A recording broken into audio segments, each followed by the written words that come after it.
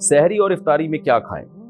افطاری میں کیا کھانا سنت ہے اور سحری میں کیا کھانا چاہیے؟ افطاری میں ڈانٹ کھانی چاہیے، سحری میں جو مرضی کھائیں، کیونکہ افطاری میں اکثر جلد بازی میں گھر کی خواتین بیچاری ٹینشن میں ہوتی ہیں، ان کو بھی ڈانٹ مل رہی ہوتی ہے، ان کی طرف سے بھی ڈانٹیں پارسل ہو رہی ہوتی ہیں۔ بہرحال جی افطاری میں کیا کھانا سنت ہے؟ کھجور، نبی صلی اللہ علیہ وسلم اس سے روزہ افطار کیا کرتے تھے اور اس کی ترغیب بھی دی آپ صلی اللہ علیہ وسلم نے۔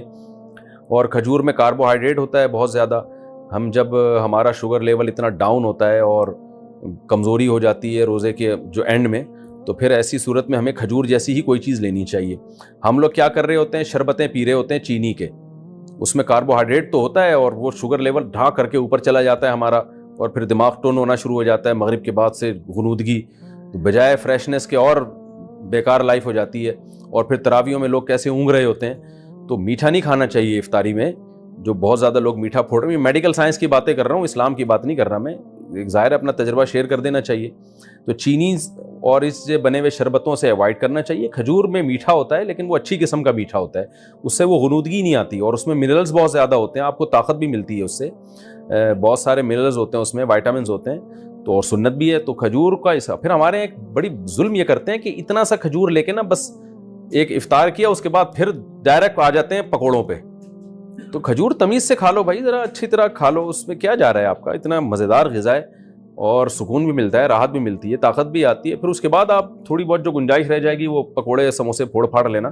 تو کھجور کے ساتھ بہت نفرت ہے۔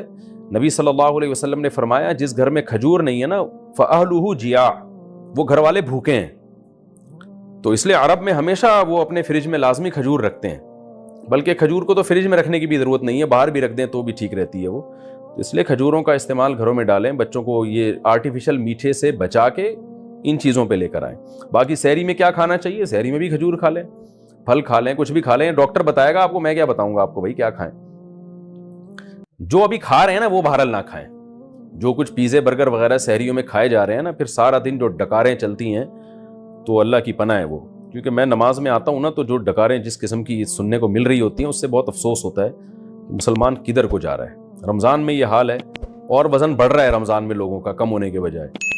تو باقی ڈاکٹر بتائے گا، حکیم صاحب بتائیں گے کیا کھانا ہے کیا نہیں کھانا ہے، یہ میں نہیں بتاؤں گا۔